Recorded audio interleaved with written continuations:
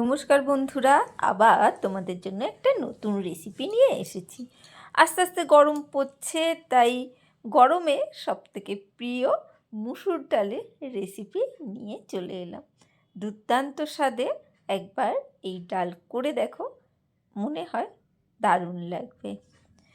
রোজকার জীবনে, রোজকার রান্নার মধ্যে এই মুসুর ডাল কিন্তু আমাদের খুব প্রিয়। আর সেটা যদি এই রকম হয়, আমি গ্যারেন্টি দিয়ে বলছি, তোমরা বারবার বানাবে।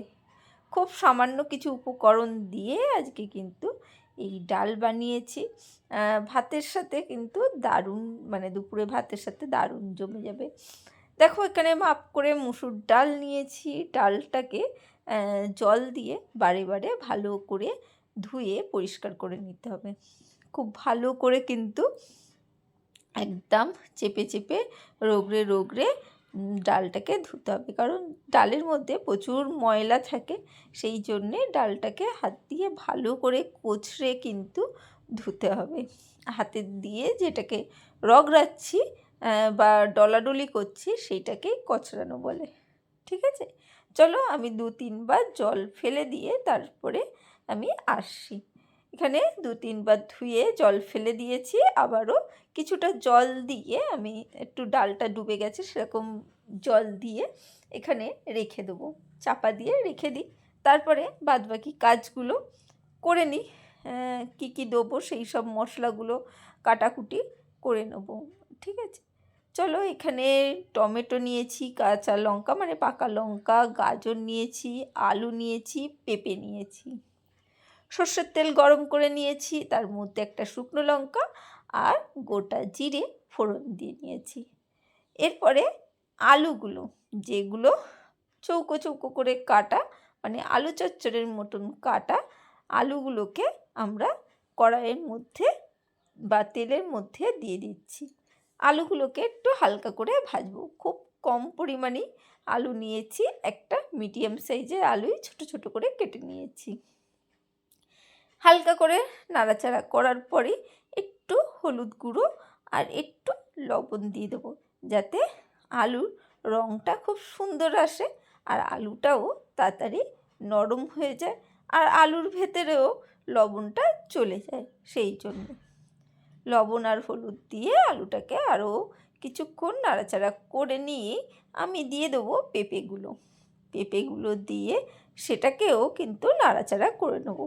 পেঁপেগুলো আলুর মতনই সাইজে, তার চেয়ে একটু ছোটো সাইজে কেটেছি। সেইটাকেও খুব সুন্দর করে নাড়াচাড়া করে নিলাম। তারপরে গাজরের টুকরোগুলো দিয়ে দেবো। গাজরগুলো কিন্তু চৌকো চৌকো করে কেটেছি।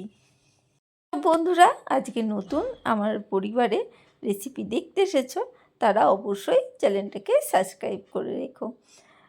আর এই ধরনের নতুন নানা রকম রেসিপি কিন্তু, নতুন পুরনো রেসিপি কিন্তু আমি রোজ দিয়ে থাকি, তোমরা দেখে নিতে পারো।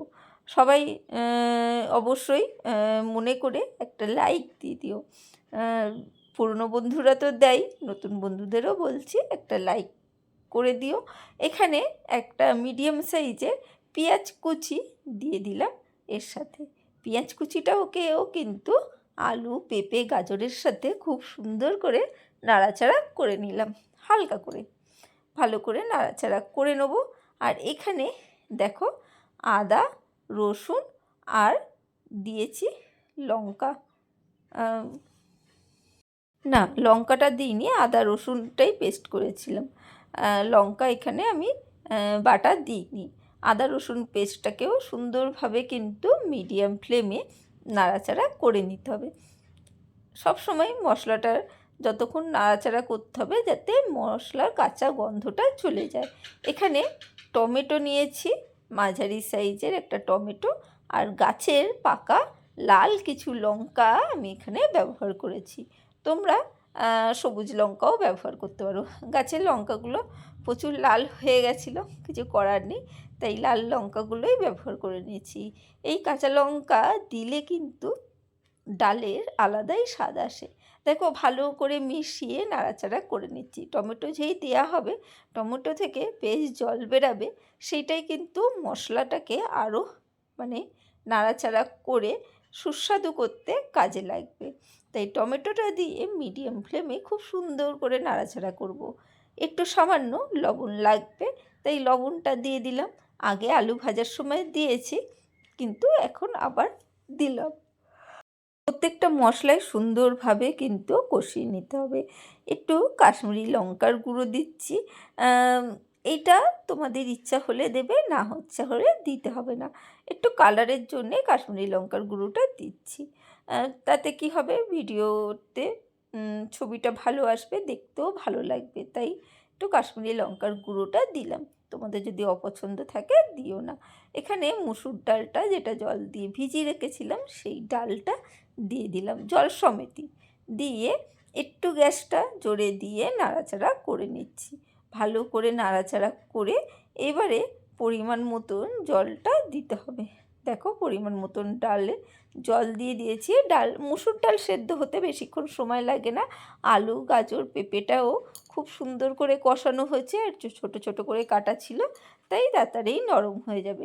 ঢাকা দিয়ে ফোটাচ্ছি যাতে তাড়াতাড়ি সেদ্ধটা হয়ে যায় আর গ্যাসটাও বাঁচে। সেই জন্যে অবশ্যই ঢাকা দিয়ে রান্না করার চেষ্টা করবে। দেখো ভালো করে ফুটে গেছে, ডালটাও দেখলাম বেশ সেদ্ধ হয়ে গেছে। এরপরে একটু, যদি তোমাদের ইচ্ছা হয় একটু চিনি দেবে, যদি ইচ্ছা না হয় দেবে না, একটু সামান্য চিনি দিতে পারো। আমি আবার দেখলাম যে লবণটা কম আছে, তাই একটু লবণ দিয়েছি। এখানে আমি আর চিনি দিইনি, তোমরা চাইলে চিনি দেবে। এখানে একটু ওপর থেকে ধনেপাতা কুচি দিয়ে দিলাম। তাতে কি হবে, খেতে স্বাদ কিন্তু দারুণ আসবে। তাই খুব সামান্য ধনেপাতা দিয়ে দিয়েছি। দিয়েই কিন্তু গ্যাসটা বন্ধ করে দেবে। চলো আজকের জন্যে টাটা, বাই বাই। আবার দেখা হবে অন্য কোনো দিন অন্য কোনো রেসিপিতে।